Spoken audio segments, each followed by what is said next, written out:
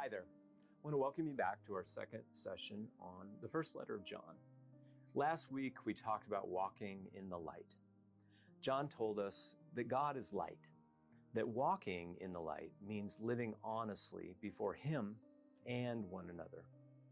This week, John moves from light to love. 1 John 3:16 says, "We know love by this, that He laid down His life for us, and we ought to lay down our lives for one another."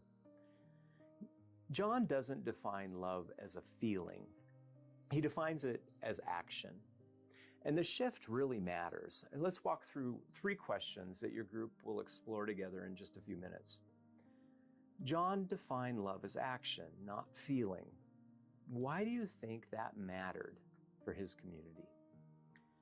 Well, John's community was experiencing division. Relationships were strained. People had left. Tensions were very real. If love was just emotion, it would disappear the moment relationships got complicated. Feelings are unstable, but action anchors love in something steadier than just mood. If love is only a feeling, it's easy to excuse ourselves. We say to ourselves, I don't feel close to them anymore. We used to be friends, but I just don't even feel connected anymore. Well, I don't even feel warm toward them. Action forces movement. It makes love visible. It moves love from intention to embodiment. John is essentially saying, you want to know if faith is real? Well, look at how you treat one another.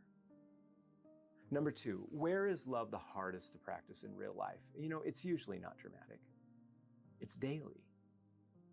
Family tensions are real. There's always misunderstanding in the workplace. The letters in the New Testament teach us, church dynamics have been an issue since the first day. And we all have conversations that just feel awkward. Love is hardest when we feel misunderstood. When someone disappoints us, when we feel defensive. And instead of moving toward them, we withdraw. And John says that's where love becomes visible, not in ideal conditions, in complicated, real conditions. Number 3, how does loving someone inconvenient shape us? Well, this is where sanctifying grace really shows up. Inconvenient love exposes our impatience. It reveals where grace still needs to grow, and it interrupts self-centered rhythms. It stretches us beyond our comfort. You don't become loving by thinking about love. You become loving by choosing to love, especially when it costs.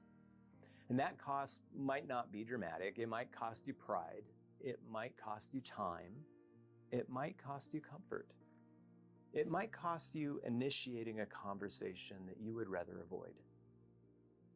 But that cost, that's how God forms us.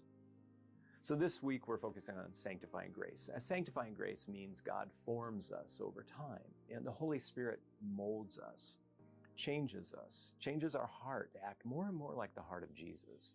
And it's not in an instant, and it's not emotional. It's a steady transformation. The change is real as love grows through repeated obedience to God.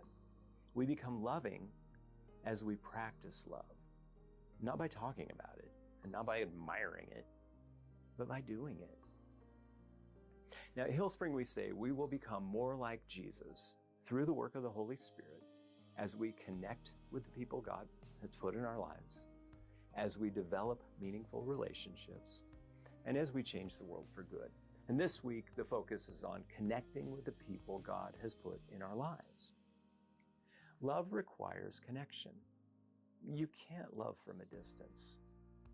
And you can't grow into Christ-likeness in isolation.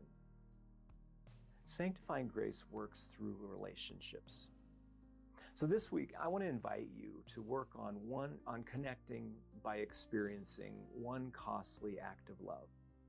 Not dramatic, not performative, concrete. quiet, and specific. So here's the deal. Reach out to that someone. Initiate reconciliation. Serve without being asked.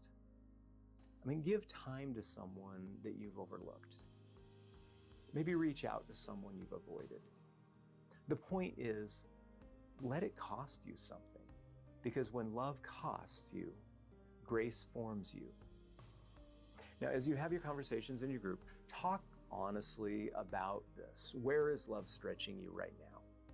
Where is God inviting you to move towards someone instead of away? Let the conversation be real, and let grace do its slow, steady work.